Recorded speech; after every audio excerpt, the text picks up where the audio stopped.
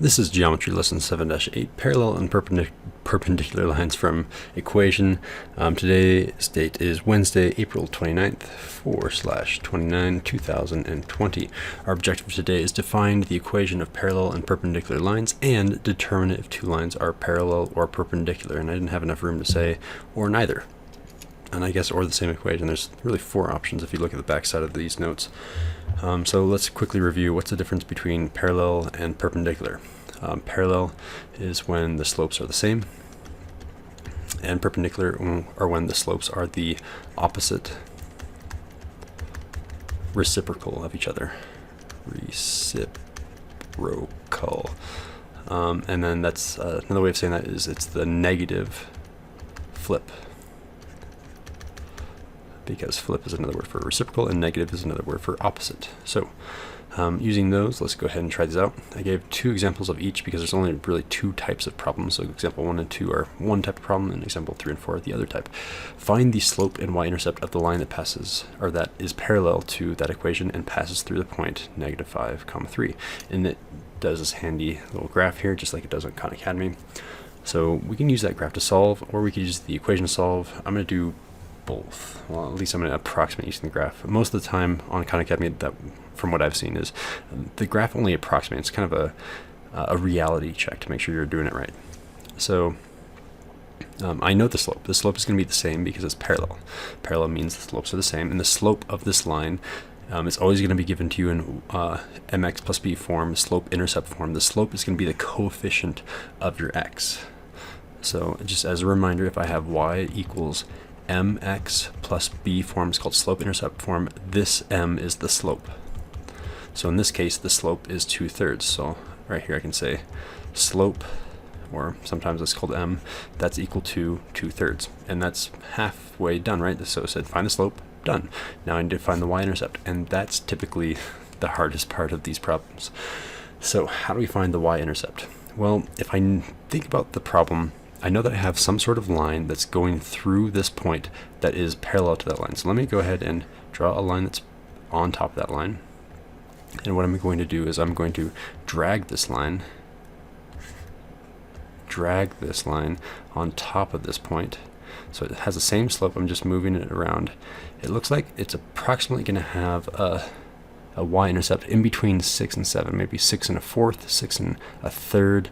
I'm not exactly sure what that point is, but I know it's roughly going to be around there, and that's why I said the graph helps us to guesstimate what's going to happen, but I don't know exactly what it is. I have to use algebra in order to get an exact answer. So how do I do that? There are at least two ways that immediately come to mind, and I can't show you all the ways because it's going to confuse most students. I'm going to do what I think to be the easiest way, and if you disagree with me, do whatever works for you. So the general way is I'm going to set up a new equation in this form. So I'm going to say y is equal to 2/3 x plus, and I don't know the y-intercept. The y-intercept is typically the b, right? So I can say this b right here is the y-intercept. So I'm just going to call it b. Okay, so it's very basic. Like, I know one thing, don't know. Oh, but it turns out I do know some things. I know what the y-coordinate is. I know what the x-coordinate is. The y-coordinate is 3. The x-coordinate is -5. If I plug those in, I'll have a number, and a variable, and I can solve for that variable. This is a long-winded way of saying, let's just go ahead and plug in a -5, 3 into our equation. So this -5 is the x-coordinate. This 3 is the y-coordinate. So this y-coordinate is 3. And that's going to be equal to, and I still have the 2/3. Okay, now I'm going to plug in for x. X is -5, so 2/3 of -5, and then that's going to be plus b still, plus b. Okay, so multiplying, I kind of think of this thing as a -5/1 and multiply fractions straight through. So -5 times 2 is -10, so that's going to turn into -10 over 3 times 1 is 3, so -10/3 plus b is equal to 3. Okay, I'm almost done. I have to solve for b by getting rid of this -10/3. If I add 10/3 to both sides, that will get rid of it. So I'm going to say 3 plus 10/3 on the left hand side is equal to b. Again, to get to this step, I added 10/3 to both sides. And I'm almost done. Khan Academy doesn't want an answer like that. It just wants one number. So what is 3 plus 10 over 3? How do I do that? Because that's my answer, right? That's my y-intercept. I can multiply the numerator and denominator, well, this is really 1, denominator of 1, by 3 over 3 to get like denominators. So if I multiply by 3 over 3, then my new equation is 9/3 plus 10/3 is the value I'm looking for, and 9 plus 10 is 19/3, and that is the value I was looking for. So let's go ahead and box the two numbers that we were trying to find. We found the y-intercept and we found the slope. And does this make sense? Like, do a reality check, right? Well, 18/3, which is really close to 19/3, 18/3 is 6. So this is 1/3 more than 6, and that matches what our picture was showing us over here in the graph. Everything seems correct, and it is correct. Let's do example number 2, very similar, only I'm changing it to perpendicular instead of parallel now. So the slope is a little bit harder to get, but still one of the easier steps. So remember, the definition of perpendicular means if I have a slope of -3/4, again, it's the coefficient of the x term, I'm going to take a negative flip. So negative times negative is a positive, so my answer is going to be positive something, and then flip. 3/4, the reciprocal of 3/4 is 4/3, so the slope is 4/3. Halfway done. Now for the hard part, how do I make sure that's going through the point -1/2? And again, I'm going to have to really estimate what's going on here. So if you think about this blue graph, I have, I don't know what's going on there. So I have a point here, I'm going to go right 1, 2, 3, 4, and then down 3 to get to this point. Those are the lattice points that this line goes through. So if I go right 4, down 3, I should be going right 3, up 4 from this point, or alternatively left 3, down 4, left 3, down 1, 2, 3, 4. So this point down here, I can do that in a different color, red. And if I make a line that goes through those 2 points, it should be a right angle, and it is a right angle. And we can estimate that this line goes through the y, or sorry, I need to extend this line, right? So extend this line. If I hold Control, it'll extend it out. It looks like, again, I don't know if this is 3 1/4. I'm going to guess 3 1/3 because I have a slope here of 4/3. So that would be my guess. But I'm not sure, and I'll have to do algebra in order to actually solve this. So how do we do this? It's the exact same equation. I'm recording this at 1:50 in the morning, so that's my excuse. I normally go to bed at like 11. So y is equal to mx plus b, and we know that m is 4/3 x plus b, and fill in our y and our x. So our x coordinate is 1, our y coordinate is 2. So I'm going to say here that 2 is being plugged in is going to be equal to 4/3. Okay, we know the x is -1, and that's all going to be plus b. And then solve for b, and then we're done. So this is going to be -4/3 now. So I have 2 is equal to -4/3 plus b.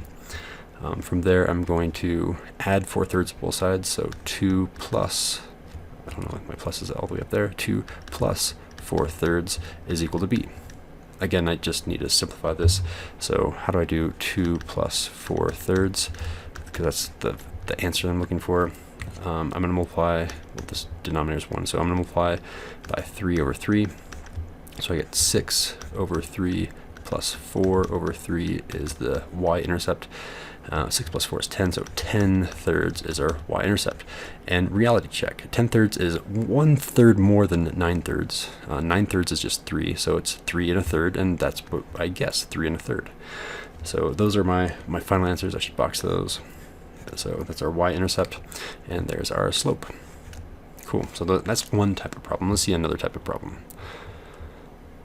Sometimes they'll give you an equation, 2 equations that are in standard form. I think every single time they give you an equation in standard form. So it's like some number x plus some number y is equal to some number. And you have to determine if these are equal lines, which means they're essentially the exact same equations, right?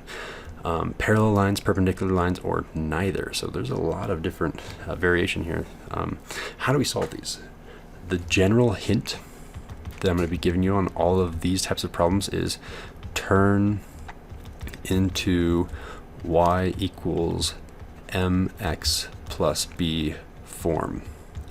Why am I giving you that hint? Because when I have it in this form right here, I don't know what the slope is, but this is called slope-intercept form, and we can compare the slopes. If the slopes are equal, then I guess they could technically be equal lines, but they're probably going to be parallel lines. And if they're opposite reciprocals, then they're going to be perpendicular, etc., etc. It's really easy to compare slopes if I have it in that form. So let's turn this first equation into slope-intercept form. That means I need just a y by itself on the left. So I'm going to get rid of this 3x, or this negative 3x, by adding 3x to both sides. So this equation here becomes 4y is equal to, I had 16 originally, and I'm going to add 3x to both sides. So I now have a positive 3x, and that's adding to that 16. Okay, and then finally I'm going to divide every single term in here by 4, again, to get that y by itself. When I do that, I'm left with y is equal to, okay, 3x divided by 4 is now 3/4 x, and 16 divided by 4, oh, luckily, that's a nice 4. Okay, so this equation has turned into 3/4 x plus 4. Now let's convert this second equation. So this second equation here is going to turn into, I'm going to add 6x to both sides, so 8y is equal to, I added 6x, so 6x, there it is, and I still have that 8. Now I'm going to divide every single term in here by 8, so y is now by itself. 6 divided by 8, x, plus 8 divided by 8, which is just 1. They look different. Oh, okay, I can reduce this fraction, right? Reduce 6/8 to 3/4, and this equation then becomes y is equal to 3/4 x plus 1. So this equation really turned into this black equation. I'm really comparing I know I'm drawing lines and arrows everywhere, but these two, I'm comparing these two equations, now that they're both in the slope-intercept form. Are these the same line? Well, they're obviously not the same line. That's a 1 and that's a 4, so it's not the same line, but check out their slopes. 3/4 and 3/4, they're the same slope. Whenever you have the same slope but different y-intercepts, those are called parallel lines. They would have been equal lines if this was like a 4 or something, but it was a 1. And it would have been neither, like D, none of the above, if this 3/4 was like, I don't know, 6/7. 6/7 and 3/4 obviously are not the same slope. Let's try one more example and then we'll be done with the notes. How do we do this again? So convert to slope-intercept form. So a few steps here.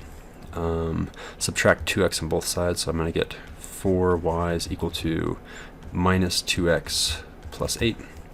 And then divide everything by 4. So y, maybe I'll just keep everything in blue for this one. So y is therefore equal to, divided by 4, so negative 2/4 x.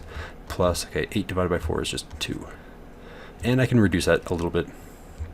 This one is equal to, or it turns into, y is equal to negative 1/2 x plus 2.